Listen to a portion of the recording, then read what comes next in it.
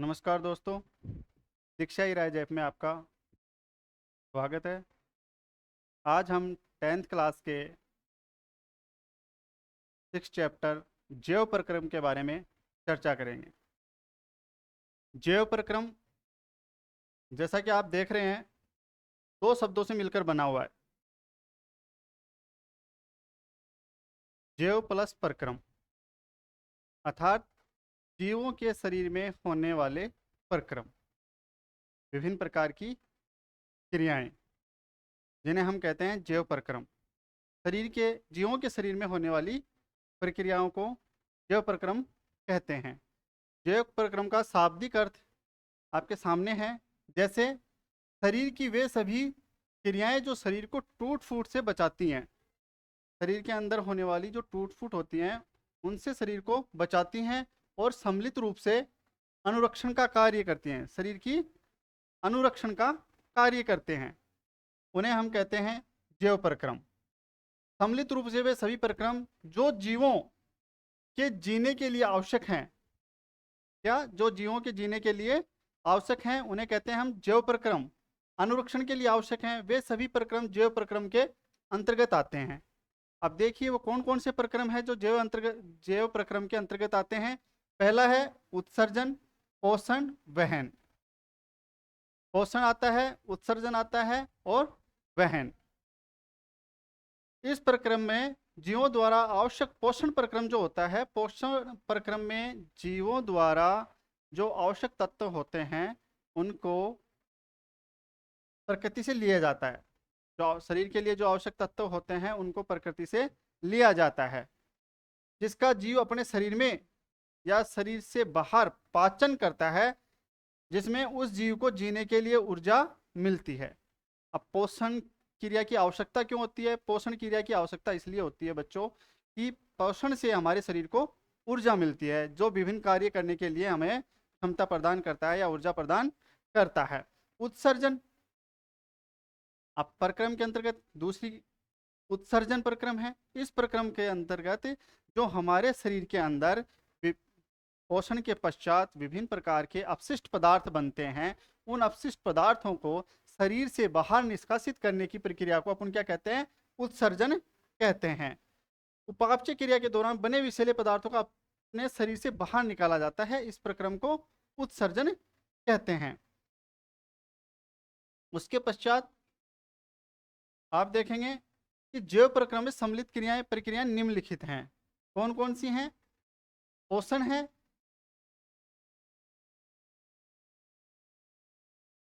श्वसन है, वहन है, उत्सर्जन है। पोषण का मतलब भोजन को अंतःग्रहण से लेकर और उसका शरीर के अंदर विभिन्न प्रक्रियाओं द्वारा उपयोग करना। श्वसन का मतलब श्वसन लेना, श्वसन प्रक्रिया के दौरान ऑक्सीजन को ग्रहण करना एवं कार्बन डाइऑक्साइड को शरीर से बाहर निकालना।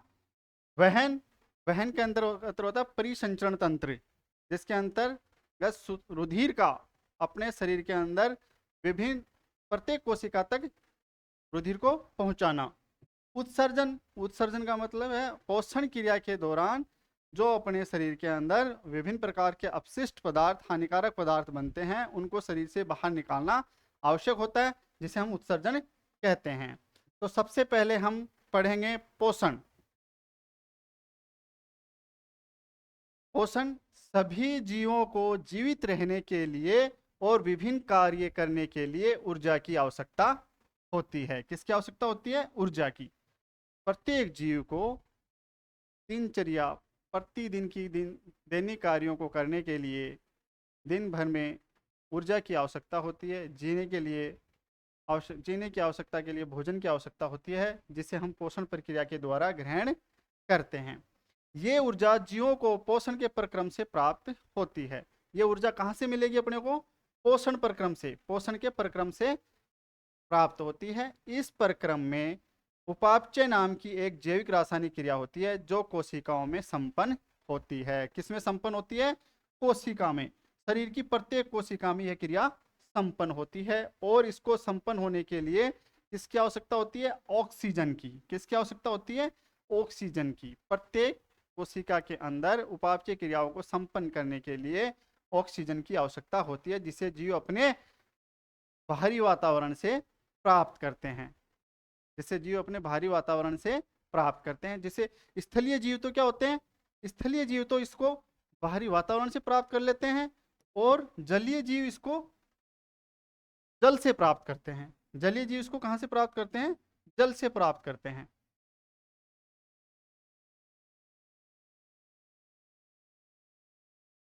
आप देख रहे हैं इस प्रक्रिया में ऑक्सीजन का उपयोग इससे उत्पन्न कार्बन डाइऑक्साइड का निष्कासित होता है, और फिर जब कोशिका के अंदर ऑक्सीजन का ग्रहण करने के पश्चात कार्बन डाइऑक्साइड का निर्माण होता है, और इस कार्बन डाइऑक्साइड को हम शरीर से बाहर निकालते हैं। श्वसन, उसके पश्चात आता है श्वसन। श्वसन क्रिया में कार्बन डाइऑक्साइड को ग्रहण करना, कार्बन डाइऑक्साइड को, ऑक्सीजन को ग्रहण करना और कार्बन डाइऑक्साइड को शरीर से बाहर निकालने की प्रक्रिया को श्वसन कहते हैं। लेकिन यहाँ बात आती है कोशिकीय श्वसन की। कोशिकीय श्वसन में क्या होता है बच्चों, प्रत्येक कोशिका के अंदर भोजन का उपापचयकरण होता है, जिसके पश्चात ऊर्जा उत्पन्न होती है। परंतु बहुकोशी के जीवों में गैसों के आदान प्रदान के लिए श्वसन तंत्र होता है। इनके कोशिकाओं तक पहुंचाने के लिए वहन तंत्र होता है। प्रत्येक कोशिका के अंदर श्वसन की आवश्यकता प्रत्येक जीव को होती है, लेकिन सूक्ष्म जीवों को इस श्वसन तंत्र की आवश्यकता नहीं होती। उनका शरीर सीधा पर्यावरणीय वायु को अपने अंदर, ऑक्सीजन को अपने अंदर लेता है, लेकिन बहुकोशी के जीवों के अंदर श्वसन तंत्र की आवश्यकता होती है। वहन तंत्र, जिसमें परिसंचरण तंत्र भी कहते हैं। इसके पश्चात क्या आता है, वहन तंत्र, जिसे हम क्या कहते हैं, परिसंचरण तंत्र भी कहते हैं। जब रासायनिक अभिक्रियाओं में कार्बन स्रोत तथा ऑक्सीजन का उपयोग ऊर्जा प्राप्ति के लिए होता है, तब ऐसे उत्पाद भी बनते हैं जो शरीर के कोशिकाओं के लिए न केवल अनुपयोगी होते हैं बल्कि हानिकारक भी होते हैं। इन अपशिष्ट पदार्थों को शरीर से बाहर निकालना अति आवश्यक होता है, से उत्सर्जन कहते हैं। परिवहन, वहन तंत्र के अंदर क्या होता है, परिवहन, जिसे परिसंचरण तंत्र भी कहते हैं, जिसके द्वारा रुधिर के माध्यम से कोशिकाओं को शरीर की विभिन्न कोशिकाओं तक भेजा जाता है। रुधिर के अंदर क्या होता है बच्चों, हीमोग्लोबिन होता है। रुधिर के अंदर हीमोग्लोबिन होता है। इस हीमोग्लोबिन से जो ऑक्सीजन होती है वो जुड़कर ऑक्सी हीमोग्लोबिन बनाती है। क्या बनाती है, ऑक्सी हीमोग्लोबिन बनाती है, जो शरीर की प्रत्येक कोशिका तक पहुंचती है, और उससे कोशिकीय श्वसन भी संपन्न होता है। उत्सर्जन, उत्सर्जन के अंदर जब इन सब क्रियाओं के फलस्वरूप हमारे शरीर में जो अपशिष्ट पदार्थ बनते हैं, हानिकारक पदार्थ बनते हैं, उनको शरीर से बाहर निकालना अति आवश्यक होता है। अतः इन हानिकारक पदार्थों को या अपशिष्ट पदार्थों को शरीर से बाहर निकालने की क्रिया को क्या कहते हैं, हम उत्सर्जन कहते हैं। जैव रासायनिक प्रक्रम, इन सभी प्रक्रियाओं में जीव बाहर से अर्थात बाह्य ऊर्जा स्रोत से ऊर्जा प्राप्त करता है। बाह्य ऊर्जा स्रोत से ऊर्जा प्राप्त करता है। इस बाह्य ऊर्जा स्रोत के अंदर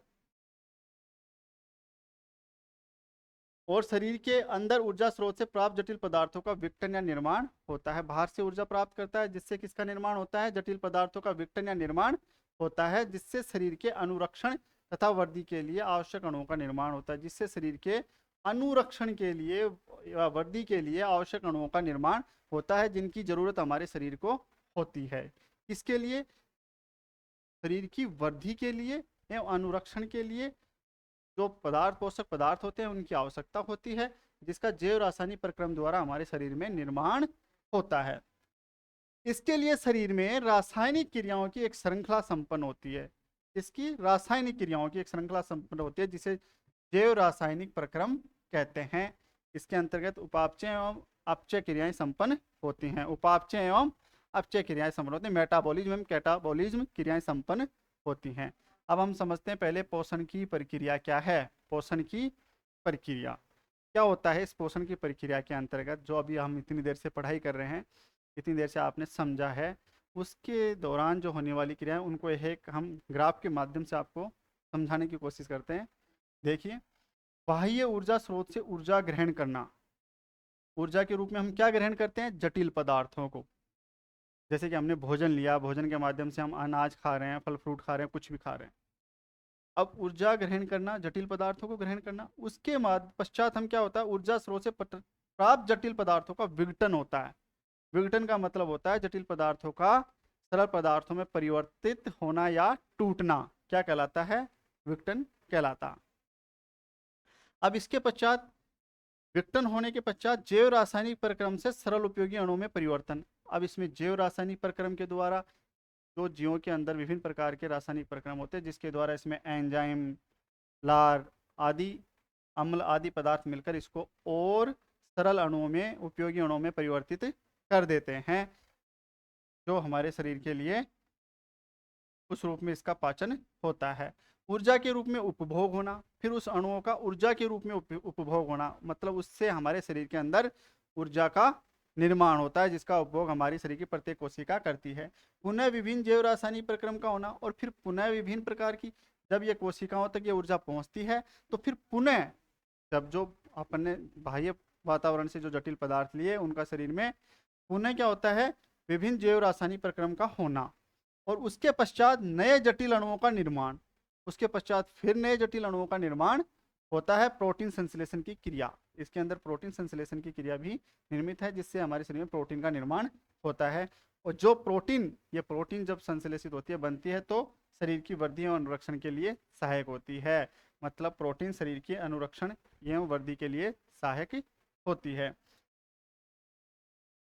अणुओं के विघटन की सामान्य रासायनिक युक्तियां। अणुओं के विघटन की सामान्य रासायनिक युक्तियां या क्रियाएं। अणुओं के विघटन की सामान्य रासायनिक युक्तियां या क्रियाएं।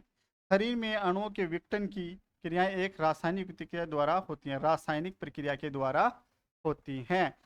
जो शरीर में जो जटिल पदार्थों का ग्रहण किया जाता है, उसमें जो उनका सरल पदार्थों में परिवर्तन या ऊर्जा के बनने के पश्चात विभिन्न प्रकार की जैव क्रियाओं द्वारा फिर से रासायनिक युक्तियों के द्वारा ही, जिसे हम उपापचय कहते हैं। क्या कहते हैं? उपापचय क्रियाएं कहते हैं।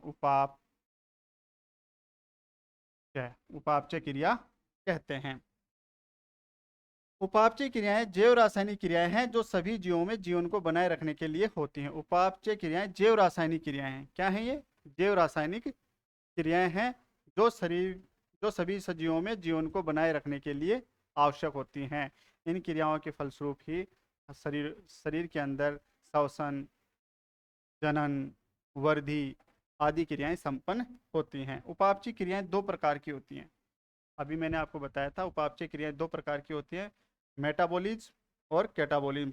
उपचयन, पहली है उपचयन। उपचयन क्रिया के अंतर्गत यह रचनात्मक शारीरिक प्रतिक्रियाओं का समूह होता है। रचनात्मक, शरीर की रचना करने से संबंधित है। यह रचनात्मक रासायनिक प्रतिक्रियाओं का समूह होता है, जिसमें अपचय की क्रिया द्वारा उत्पन्न ऊर्जा का उपयोग सरल अणुओं से जटिल अणुओं के निर्माण में, सरल अणुओं से जटिल अणुओं के निर्माण में। तो आपको समझ में आ रही होगी कि ये क्रिया कब होती है? जब कोशिकाओं के अंदर ऑक्सीकरण संपूर्ण हो जाता है, उसके पश्चात ये क्रियाएं होती हैं। जटिल अणुओं से उत्पन्न ऊर्जा सरल अणुओं से जटिल अणुओं के निर्माण, सरल अणुओं से जटिल अणु, सॉरी, यहाँ पर सरल बाहरी वातावरण से जब हम जटिल पदार्थों को ग्रहण करते हैं, तो उसका सरल अणुओं से जटिल अणुओं में, सरल अणुओं से जटिल अणुओं में निर्माण होता है। इस क्रिया द्वारा सभी आवश्यक पोषक तत्व शरीर के अन्य भागों तक, इस क्रिया द्वारा सभी आवश्यक पोषक तत्व शरीर के अन्य भागों तक आवश्यकता अनुसार पहुंचाए जाते हैं, जिसमें नई कोशिकाओं या ऊतकों का निर्माण होता है। इसमें किसका निर्माण होता है? नई कोशिकाओं या ऊतकों का निर्माण होता है। कौन सी क्रिया के द्वारा? उपचयन क्रिया के द्वारा नई कोशिकाओं या ऊतकों का निर्माण होता है। और इसके द्वारा उपचयन क्रिया में क्या हो रहा है? सरल पदार्थों से जटिल पदार्थों का निर्माण हो रहा है, ये कोशिकीय श्वसन के अंतर्गत है। जैसे कोशिकाओं में श्वसन होता है उसके पश्चात ये क्रियाएं होती है। इसके जस्ट अपोजिट अपचयन आती है। इस प्रक्रिया में जटिल कार्बनिक पदार्थों का विघटन होता है। जो हम बाहरी वातावरण से जटिल कार्बनिक पदार्थों का ग्रहण करते हैं उसका विघटन होकर सरल अणुओं का निर्माण होता है। इसका निर्माण होता है, सरल अणुओं का निर्माण होता है तथा कोशिकीय श्वसन के दौरान ऊर्जा का निर्माण होता है। और कोशिकीय श्वसन के दौरान ऊर्जा का निर्माण होता है। जैव प्रक्रम के अंतर्गत निम्नलिखित प्रक्रम है। जैव प्रक्रम के अंतर्गत निम्नलिखित प्रक्रम सम्मिलित हैं, रूप से अनुरक्षण का कार्य करते हैं, शरीर के अनुरक्षण का कार्य करते हैं। जैव प्रक्रम के अंतर्गत जो भी प्रक्रम शामिल हैं जैसे पोषण है, श्वसन है, परिवहन है और उत्सर्जन है, ये सम्मिलित रूप से शरीर के अनुरक्षण का कार्य करते हैं। आगे हम देखते हैं पोषण। पोषण सजीव में होने वाली वह प्रक्रिया, सजीवों में होने वाली वह प्रक्रिया जिसमें कोई जीवधारी जैव रासायनिक प्रक्रम के द्वारा जटिल पदार्थों को सरल पदार्थों में परिवर्तित कर ऊर्जा प्राप्त करता है और उसका उपयोग करता है, पोषण कहलाता है। शाब्दिक अर्थों में हम कहेंगे कि प्रत्येक जीव जटिल पदार्थों को सरल पदार्थों में परिवर्तित कर और उससे ऊर्जा प्राप्त करता है, उसे हम पोषण कहते हैं। जैव रासायनिक प्रक्रम का उदाहरण, पौधों में प्रकाश संश्लेषण की क्रिया इसका उदाहरण है। जैव रासायनिक प्रक्रम के द्वारा ही पौधों में प्रकाश संश्लेषण की क्रिया संपूर्ण होती है। यह प्रक्रिया सूर्य के प्रकाश की उपस्थिति में होती है, जिसके द्वारा पौधे अपना भोजन बनाते हैं। जंतुओं में पाचन क्रिया, जंतुओं में भोजन को ग्रहण करने से लेकर और शरीर के विभिन्न भागों में उसके अनुप्रयोग तक की क्रिया को हम पाचन क्रिया कहते हैं। पौधों में भोजन ग्रहण करने की प्रक्रिया को प्रकाश संश्लेषण कहते हैं। पौधों में भोजन ग्रहण करने की प्रक्रिया को प्रकाश संश्लेषण कहते हैं। इस प्रक्रिया में जीव अकार्बनिक स्रोतों से कार्बन डाइऑक्साइड तथा जल के रूप में सरल पदार्थ प्राप्त करते हैं ऐसे जीव स्वयंपोषी कहलाते हैं। प्रकाश संश्लेषण करने वाले जो जीव वो स्वयंपोषी कहलाते हैं। स्वयंपोषी एकमात्र हरे पौधे और प्रकाश संश्लेषण करने वाले कुछ बैक्टीरिया हैं। उदाहरण हरे पौधे तथा कुछ जीवाणु। एंजाइम जटिल पदार्थों को सरल पदार्थों में तोड़ने का कार्य देखो कौन करता है। एक तो एंजाइम होते हैं, जटिल पदार्थों को सरल पदार्थों में खंडित करने का काम, मतलब तोड़ने का कार्य करने के लिए जीव कुछ जैव उत्प्रेरक का उपयोग करते हैं, जिन्हें हम एंजाइम कहते हैं। क्या कहते हैं? जिन्हें हम एंजाइम कहते हैं, जो जटिल पदार्थों को सरल पदार्थों में तोड़ने का कार्य करते हैं। पोषण के प्रकार। अब पोषण के आधार पर भी जीव दो प्रकार के होते हैं। पोषण के आधार पर जीव दो प्रकार के होते हैं, क्षमपोषी एवं विषमपोषी। पोषण के आधार पर जीव दो प्रकार के होते हैं, क्षमपोषी एवं विषमपोषी। क्षमपोषी के अंदर मैंने आपको बताया कि प्रकाश संश्लेषण करने वाले जीव, जिसमें संपूर्ण हरे पादप और कुछ जीवाणु सम्मिलित हैं, जैसे नीलहरित शैवाल, जीवाणु में आता है नीलहरित शैवाल। विषमपोषी के आधार पर जीव कई प्रकार के होते हैं, जिसमें मर्त जीवी पोषण, परजीवी पोषण और एक आता है प्राणी समभोजी या पूर्ण जांत्विक पोषण। विषमपोषी पोषण के आधार पर जीव तीन प्रकार के होते हैं। मर्तजीवी पोषण में जीवाणु या फंगस आते हैं। परजीवी पोषण में परजीवी जैसे जूं, फीताकृमि, लाइकेन और अमरबेल ये पौधा है। प्राणी समभोजी या पूर्ण जांत्विक पोषण मनुष्य, अमीबा सभी प्रकार जैसे गाय, बकरी, भैंस आदि, इसमें ये जीव आते हैं। मर्तजीवी पोषण का शाब्दिक अर्थ मैं आपको बता दूं। मर्तजीवी पोषण के अंतर्गत वे जीव आते हैं जो अपना पोषण सड़े गले पदार्थों से प्राप्त करते हैं, जो अपना पोषण सड़े गले पदार्थों से प्राप्त करते हैं।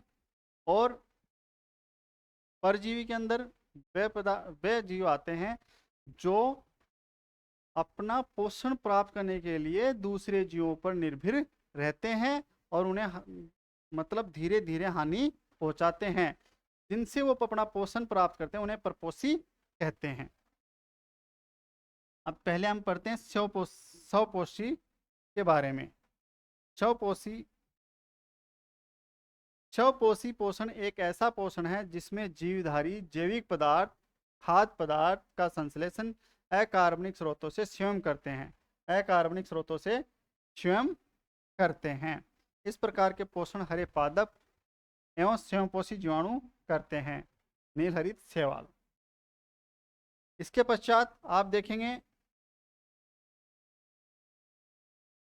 कि उदाहरण के तौर पे हरे पादप, स्वयंपोषी का उदाहरण, सबसे बड़ा उदाहरण है हरे पादप, संपूर्ण हरे पादप। हरे पादपों में प्रकाश संश्लेषण की क्रिया करने के लिए उनकी पत्तियों में क्लोरोफिल पाया जाता है, पर्णहरित पाया जाता है, जो प्रकाश की उपस्थिति में अपना भोजन बनाते हैं। ध्यान रहे कि प्रकाश संश्लेषण की क्रिया कब होती है? सूर्य के प्रकाश की उपस्थिति में। और सूर्य का प्रकाश दिन भर ही पौधों को मिलता है, रात्रि के टाइम में सूर्य का प्रकाश नहीं रहता, इसलिए प्रकाश संश्लेषण की क्रिया सिर्फ दिन में होती है। प्रकाश संश्लेषण, हरे पौधे जल और कार्बन डाइऑक्साइड कच्चे पदार्थ का उपयोग सूर्य का प्रकाश और क्लोरोफिल की उपस्थिति में भोजन बनाते हैं। एक बात नोट करने लायक है, आपसे एक क्वेश्चन पूछा जा सकता है कि प्रकाश संश्लेषण के दौरान काम में आने वाली कच्ची सामग्री, तो कच्ची सामग्री क्या क्या हो जाएगी बच्चों? एक तो कार्बन डाइऑक्साइड हो जाएगी, क्लोरोफिल हो जाएगा, जल हो जाएगा, ये सब कच्ची सामग्री के रूप में उपयोग लिए जाते हैं। विषमपोषी पोषण, विषमपोषी पोषण में बच्चों क्या होता है कि पोषण की वह विधि जिसमें पौधे भोजन के लिए अन्य स्रोतों से अपना भोजन प्राप्त करते हैं या अन्य स्रोतों पर भोजन के लिए निर्भर रहते हैं। इसमें जीव अपना भोजन पादप स्रोत से प्राप्त करता है अथवा प्राणियों से प्राप्त करता है। उदाहरण के तौर पर कवक, फंगस, मनुष्य, सभी जानवर इत्यादि। मानव है, अपना भोजन अपन खुद नहीं बनाते। खुद का मतलब ये नहीं होता कि हम अपना भोजन खुद नहीं पकाते, पकाने से तो मतलब नहीं है कि, लेकिन जो भोजन हम पका रहे हैं वो भोजन हमें किन से प्राप्त हो रहा है। जैसे हम रोटियां बनाते हैं तो रोटी अनाज से प्राप्त होती है, अनाज पौधे का रूप है। दूध हम पीने में काम लेते हैं तो दूध भी हम जंतुओं से प्राप्त करते हैं। इस प्रकार हम जो भी खाद्य पदार्थ काम में लेते हैं वो दूसरों जीवों से ही निर्मित होता है, चाहे वो पौधों से निर्मित हो या जंतुओं से निर्मित हो। विषमपोषी पोषण 3 प्रकार के होते हैं। विषमपोषी पोषण भी 3 प्रकार के होते हैं। इसके बारे में हमने अभी चर्चा की थी कि विषमपोषी पोषण के आधार पर जंतु 3 प्रकार के होते हैं। सबसे पहला है, आप देख रहे हैं, मर्तपोषी पोषण। मर्तपोषी का मर्त मतलब मरे हुए या सड़े गले पदार्थों से अपना पोषण प्राप्त करते हैं। ये वो जीव हैं जो मर्त एवं सड़े गले पदार्थों से अपना भोजन प्राप्त करते हैं। इन्हें मर्तजीवी पोषण कहते हैं। कवक और अधिकतर जीवाणुओं में इस प्रकार का पोषण पाया जाता है। कवक एक फंगस में। अगला दूसरा आता है परजीवी पोषण। परजीवी पोषण की वह विधि है जिसमें जीव किसी अन्य जीव से अपना भोजन एवं आवास लेते हैं। अन्य जीव से अपना भोजन एवं आवास लेते हैं। अपने मानव शरीर की बात करता हूं तो आप देखते हैं जूं मानव शरीर के शरीर में अंदर रहती है, सर में रहती है, वो उससे अपना आवास और उससे अपना भोजन भी प्राप्त करती है। उन्हीं के पोषण स्रोत का अवशोषण करते हैं, परजीवी पोषण कहलाता है। क्या कहलाता है? परजीवी पोषण कहलाता है। इस प्रक्रिया में दो, अब परजीवी जो पोषण होता है इसमें 2 बन जाते हैं, एक तो पोषी और एक परजीवी। एक तो वो जीव होता है जो पोषण प्राप्त कर रहा है और एक वो होता है जो पोषण देता है। एक तो भलाई का काम कर रहा है और एक चूसने का काम कर रहा है, मतलब उसको हानि पहुंचा रहा है। तो आप देखेंगे कि पोषी जिस जीव से खाद्य का अवशोषण परजीवी करते हैं, जिस जीव से खाद्य का अवशोषण परजीवी करते हैं उन्हें पोषी कहते हैं। तो बताइए, मानव और मनुष्य और जू के अंदर पोषी कौन हो गया? तो आपका उत्तर होगा मानव। मानव क्या हो गया? पोषी, जो उसको अपना पोषण प्रदान कर रहा है। और दूसरा परजीवी, तो परजीवी कौन हो गया इस जगह? परजीवी हो गया जू, जो मानव से अपना पोषण प्राप्त करिए। परजीवी वह जीव है जो पोषियों के शरीर में रहकर उनके ही भोजन और आवास का अवशोषण करते हैं। जैसे मच्छरों में पाया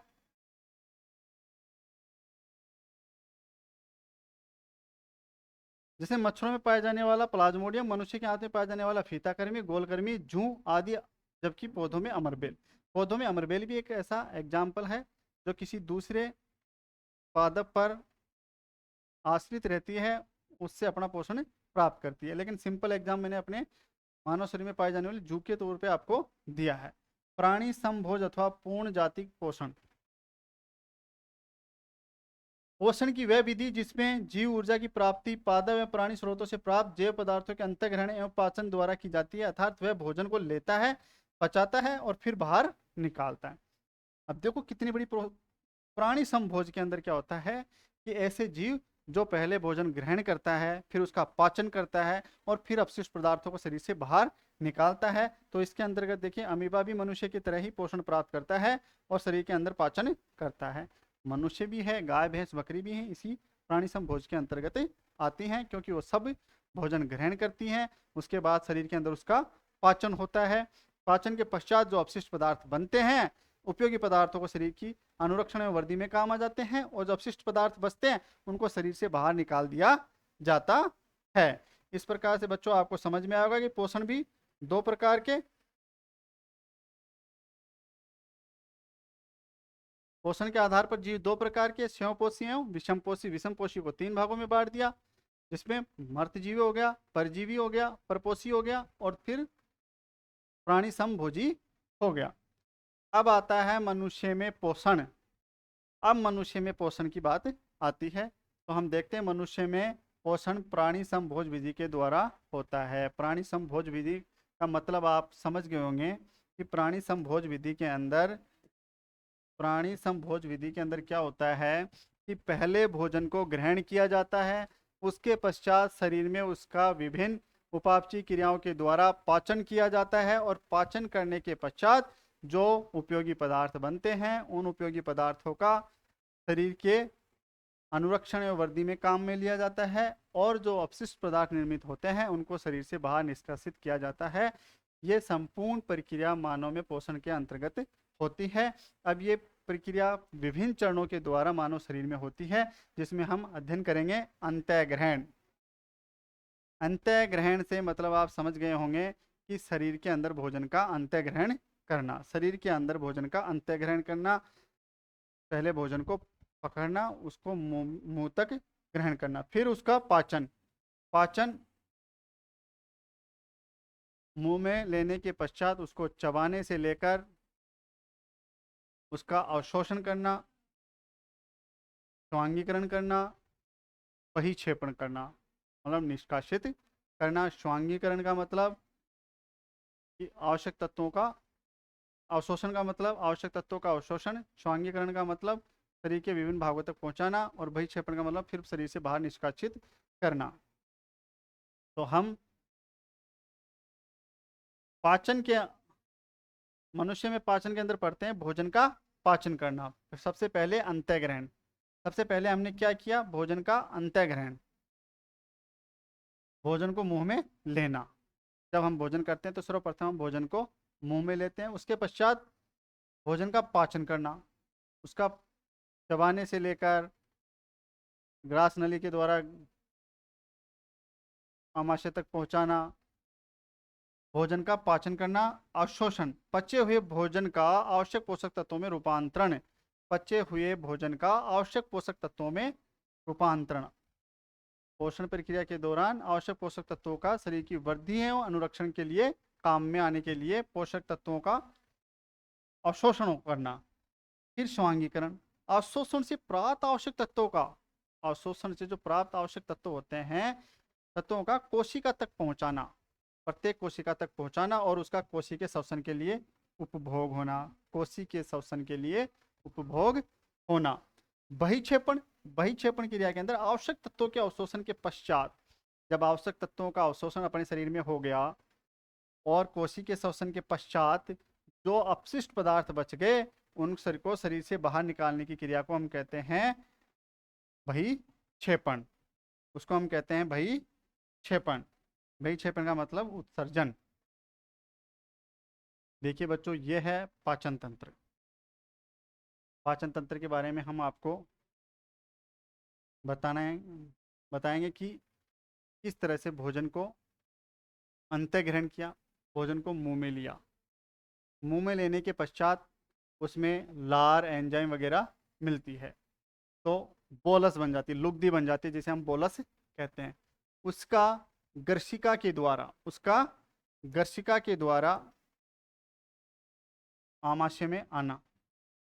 आमाशय में आपको पता है HCl हार्मोन होता है जो भोजन को अम्लीय माध्यम प्रदान करता है। आमाशय में क्या होता है? HCl हार्मोन होता है जो इसको अम्लीय माध्यम प्रदान करता है। तत्पश्चात भोजन आमाशय से होता हुआ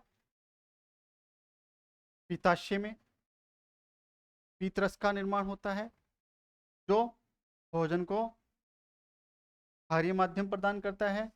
भंडारण, पित्त का भंडारण होता है पित्ताशय में। पित्त नली है ये। यकर सबसे बड़ी ग्रंथि है मानव की। यज्ञाशय, अग्नाशय के अंदर इंसुलिन हार्मोन स्रावित होता है। क्षुद्रांत्र के अंतर्गत अवशोषण का कार्य होता है। वृद्धांत्र में स्वांगीकरण और गुदा के द्वारा अपशिष्ट पदार्थों को बाहर निकाल दिया जाता है।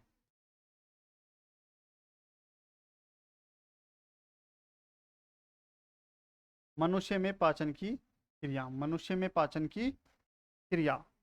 तो मनुष्य में पाचन की क्रिया को हम यहाँ पढ़ते हैं। भोजन का अंत्यग्रहण, दांत भोजन का चबाना। सबसे पहले क्या कहते हैं? मुंह में भोजन को अंत्यग्रहण, मुंह में भोजन को लेते हैं, तत्पश्चात दांतों के द्वारा भोजन को चबाया जाता है।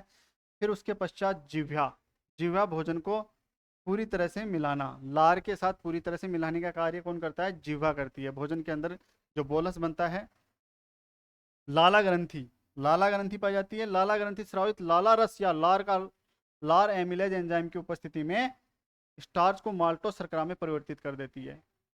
लाला ग्रंथि के अंदर क्या पाया जाता है? एमिलेज एंजाइम पाया जाता है। कौन सा एंजाइम पाया जाता है? एमिलेज, जो स्टार्च को माल्टोस शर्करा में परिवर्तित कर देता है। उसके पश्चात भोजन का गर्शिका से होकर जाना, लार, ये मुंह के अंदर भोजन चबाने के पश्चात वो बोलस में परिवर्तित हो जाता है। बोलस में परिवर्तित होने के पश्चात भोजन गर्शिका से होता हुआ आमाशय तक पहुंचता है। भोजन कहाँ पहुंचता है? आमाशय तक पहुंचता है। किससे होता हुआ? गर्शिका एक रास्ता प्रदान करती है भोजन को आमाशय तक पहुंचने के लिए।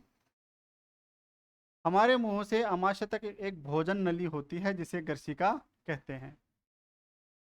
इसमें होने वाली क्रमांकुंचन, इस गर्शिका नली में क्रमांकुंचन गति होती है जिसके कारण से भोजन खिसकता रहता है और आमाशय तक पहुंचता है। आमाशय, स्टोमक, अपन बोलते हैं पेट दर्द, स्टोमक एच, तो स्टोमक का मतलब होता है आमाशय में दर्द होना। मनुष्य का आमाशय भी एक ग्रंथि है। जो जठर रस, आमाशयिक रस का स्त्राव करता है। यह जठर रस पेप्सिन जैसे पाचक रस, हाइड्रोक्लोरिक अम्ल और श्लेष्मा आदि का मिश्रण होता है।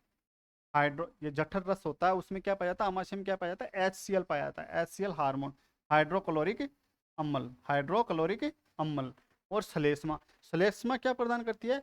श्लेष्मा आमाशय की दीवारों को सुरक्षा प्रदान करता है। आमाशय में होने वाली क्रियाएं। अब आमाशय में जब भोजन आता है तो उस दौरान जो क्रियाएं होती हैं वो उनके बारे में हम अध्ययन करेंगे। आमाशय में होने वाली क्रियाएं, कौन कौन सी क्रियाएं होती हैं? देखो, आमाशय में जब भोजन आता है तो उसमें जठर रस होता है। कौन सा रस होता है? जठर रस के अंदर क्या पाया जाता है? जठर रस के अंदर HCl हार्मोन और श्लेष्मा पाया जाता है। हाइड्रोक्लोरिक अम्ल द्वारा अम्लीय माध्यम प्रदान करता है। जब भोजन आमाशय में आता है तो भोजन को कौन सा माध्यम प्राप्त होता है? अम्लीय माध्यम। कौन सा माध्यम प्राप्त होता है? अम्लीय माध्यम। अम्लीय माध्यम के पश्चात भोजन को छोटे छोटे टुकड़ों में तोड़ना। यहाँ पर भोजन को छोटे छोटे टुकड़ों में तोड़ा जाता है, मतलब जटिल पदार्थों से सरल पदार्थों में यहाँ परिवर्तित किया जाता है। पेप्सिन द्वारा प्रोटीन का पाचन होता है। यहाँ पर पेप्सिन द्वारा, पेप्सिन हार्मोन प्रोटीन का पाचन करने में सहायता करता है। पेप्सिन हार्मोन प्रोटीन का पाचन करने में सहायता करता है। श्लेष्मा द्वारा अमाशय के आंतरिक स्तर का अम्ल से रक्षा करना। श्लेष्मा द्वारा, श्लेष्मा क्या काम करती है यहाँ पर? श्लेष्मा यहाँ आमाशय के आंतरिक स्तर का सुरक्षा प्रदान करती है। आमाशय के आंतरिक स्तर को सुरक्षा प्रदान करती है। अब इसके पश्चात आमाशय से भोजन कहाँ चला जाता है? क्षुद्रांत्र में। आमाशय से भोजन कहाँ चला जाता है? क्षुद्रांत्र में। क्षुद्रांत्र मतलब छोटी आंत में। यहाँ से भोजन, आमाशय से भोजन क्षुद्रांत्र में जाता है, छोटी आंत में। छोटी आंत का डायग्राम आप देख रहे हैं कि छोटी आंत आमाशय से जुड़ी हुई होती है और यहाँ पे भोजन क्षुद्रांत्र आहार नाल का सबसे बड़ा भाग होता है। आहार नाल का सबसे बड़ा भाग, क्षुद्रांत्र आहार नाल का सबसे बड़ा भाग। आपसे क्वेश्चन पुटअप किया जा सकता है कि आहार नाल में सबसे बड़ा भाग कौन सा होता है? तो आप बताएंगे क्षुद्रांत्र मतलब छोटी आंत आहार नाल का सबसे बड़ा भाग होता है और ये 3 भागों से मिलकर बना होता है। क्षुद्रांत्र के अंतर्गत 3 भाग होते हैं, जिसके बारे में देखिए आप कौन कौन से हैं। एक तो होता है ड्यूडीनम, एक तो होता है ड्यूडीनम। ये आमाशय से जुड़ा हुआ भाग होता है। इसका इससे जुड़ा भाग होता है। ये छोटी आंत का वह भाग है जो आमाशय से जुड़ा रहता है और आगे जाकर यह जीजूनम से जुड़ता है। और इसका अगला भाग जो वर्धांत्र से जुड़ता है वो कहलाता है जीजूनम। आहार नाल के इस भाग में यकृत से निकली पीत की नली कहते हैं। आहार नाल के इस भाग से ही क्या होता है? यकृत से एक नली निकलती है जिसे हम पित्त नली कहते हैं। ड्यूडिनम से जुड़ता है और साथ ही साथ इस भाग में अग्नाशय ही भी जुड़ता है। इस भाग में क्या पाया जाता है? अग्नाशय भी पाया जाता है। क्षुद्रांत्र का यह भाग यकृत तथा अग्नाशय से स्रावित होने वाले स्राव प्राप्त करती है। क्षुद्रांत्र का यह भाग कौन सा? ड्यूडिनम वाला भाग। ड्यूडिनम वाला भाग क्या करता है? यकृत तथा अग्नाशय से स्रावित होने वाले जो रक्त होते हैं, यकृत और अग्नाशय से जो स्रावित होने वाले स्राव होते हैं, उनको प्राप्त करती है। यकृत, यकृत शरीर की सबसे बड़ी ग्रंथि है। मैंने आपको पहले ही बताया था, यकृत शरीर की सबसे बड़ी ग्रंथि है। यकृत में पित्तरस स्त्रावित होता है। यकृत में क्या होता है? पित्तरस स्त्रावित होता है, जिसमें पित्त लवण होता है। जिसमें क्या पाया जाता है? पित्त लवण पाया जाता है।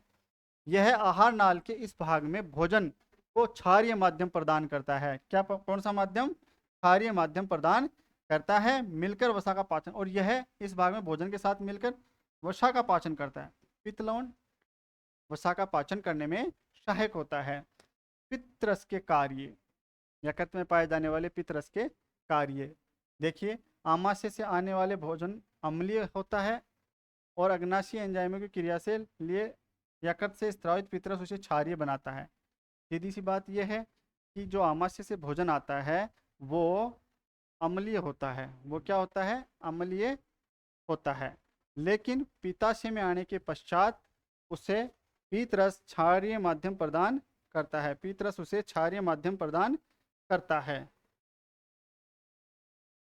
वसा की बड़ी गोलिकाओं को इमल्सीकरण के द्वारा, पित्तरस में जब भोजन आता है तो इसमें जो वसा की जटिल अणु होते हैं, बड़ी गोलियां होते हैं, उसे इमल्सीकरण के द्वारा पित्तरस छोटी वसा गोलिकाओं में परिवर्तित कर देता है। छोटी वसा, उन्हें सरल वसा गोलिकाओं में परिवर्तित कर देता है। अग्नाशय, अग्नाशय के अंदर आप देखेंगे अग्नाशय भी एक ग्रंथि है जिसके 2 भाग होते हैं। जिसके 2 भाग होते हैं। पहला अंतःस्त्रावी ग्रंथि का भाग और एक होता है बाह्य स्त्रावी ग्रंथि का भाग। अग्नाशय के 2 भाग, पहला है अंतःस्त्रावी ग्रंथि का भाग। अग्नाशय का अंतःस्रावी भाग इंसुलिन नामक हार्मोन स्रावित करता है। क्वेश्चन, अग्नाशय के दो भाग आप बताएंगे, पहला अंतःस्रावी और दूसरा बहिस्रावी। तो अंतःस्रावी भाग से तो क्या स्रावित होता है? इंसुलिन। आपने नाम सुना होगा इंसुलिन का। तो जब ग्लूकोज की मात्रा शरीर में अधिक हो जाती है तो उसके रोकथाम के लिए इंसुलिन, इसकी कमी एवं बढ़ोतरी के कारण मधुमेह रोग उत्पन्न होता है। बाह्य स्राव ग्रंथि का भाग, अग्नाशय का बाह्य स्रावी भाग एंजाइम स्रावित करता है। ये एंजाइम स्रावित करता है जो एक नलिका के द्वारा क्षुद्रांत्र के इस भाग में भोजन के साथ मिलकर विभिन्न पोषक तत्वों का पाचन करता है। विभिन्न पोषक तत्वों का पाचन करता है। बहिस्राव में जो एंजाइम स्रावित होते हैं वो विभिन्न प्रकार के पोषक तत्वों का पाचन करने में सहायक होते हैं। अग्नाशय से निकलने वाले एंजाइम अग्नाशयी रस बनाते हैं। अग्नाशय से निकलने वाले एंजाइम अग्नाशयी रस बनाते हैं। उसके पश्चात ये एंजाइम निम्न है। ये एंजाइम निम्न है। एमिलेज एंजाइम, जो अग्नाशय से बहिस्राव से जो स्रावित होने वाले एंजाइम हैं वो निम्न प्रकार के एंजाइम है। Amylase enzyme. अब इस एमिलेज एंजाइम स्टार्च का पाचन ग्लूकोज में परिवर्तित करता है। स्टार्च को किस में परिवर्तित करता है? ग्लूकोज में। स्टार्च को एमिलेज एंजाइम, एमिलेज एंजाइम किसमें बदलता है? ग्लूकोज में। ग्लूकोज में बदलता है। ट्रिप्सिन एंजाइम, ये प्रोटीन का पाचन पेप्टोज में करता है। ट्रिप्सिन प्रोटीन, प्रोटीन को किसमें बदलता है? ट्रिप्सिन। ट्रिप्सिन एंजाइम प्रोटीन को पेप्टोन्स, पेप्टोन्स में बदलता है। उसके लाइपेज एंजाइम, लाइपेज एंजाइम वसा का पाचन वसामल में करता है। वसा को वसामल में बदलता है। लाइपेज वसा को वसा अम्ल, वसा को वसा अम्ल में बदलता है। तो आप देख रहे होंगे बच्चे, अग्नाशयी रस के अंदर, अग्नाशयी ग्रंथि के अंदर दो भाग होते हैं, अंतःस्रावी भाग और एक बहिस्रावी भाग। अंतःस्रावी भाग से तो इंसुलिन हार्मोन स्रावित होता है और बहिस्रावी भाग जो होता है उससे विभिन्न प्रकार के एंजाइम स्रावित होते हैं, जिसके अंदर देखिए एमिलेज एंजाइम, ट्रिप्सिन एंजाइम और लाइपेज एंजाइम। एमिलेज एंजाइम तो स्टार्च का पाचन करता है, जो स्टार्च को ग्लूकोज में परिवर्तित करता है। ट्रिप्सिन एंजाइम प्रोटीन का पाचन करता है, जो प्रोटीन को पेप्टोन्स में बदलता है। और लाइपेज एंजाइम वसा का पाचन करता है, जो वसा को वसा अम्ल में बदल देता है। अब छोटी आंत का अगला भाग होता है जो वृद्धांत्र से जुड़ता है, उसे जीजूनम कहते हैं। उसे क्या कहते हैं? जीजूनम।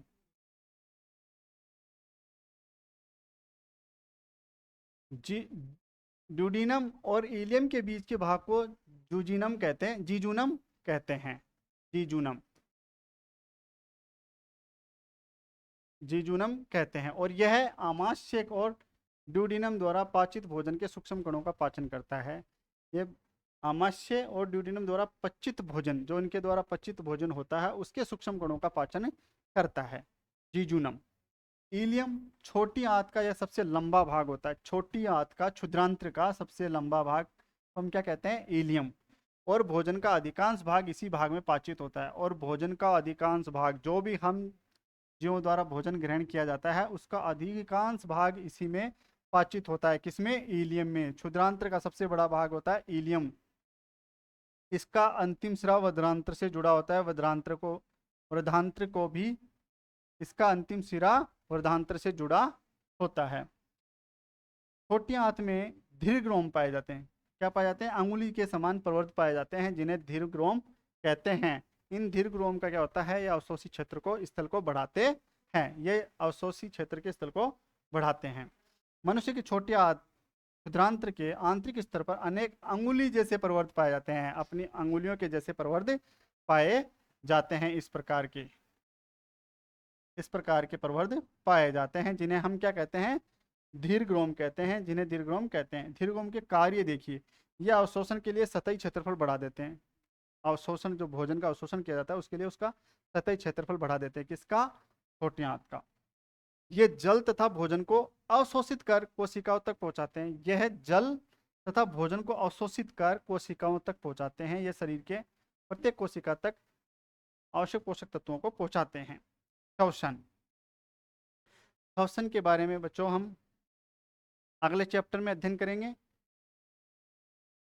मैं आशा करता हूं कि आज का चैप्टर आपको अच्छे से समझ में आया होगा और बहुत बेहतरीन तरीके से आपको समझाया गया है। आप भी इसको एक बार रिपीट करें। कोई डाउट हो तो कमेंट बॉक्स में ज़रूर डालें। थैंक यू दोस्तों।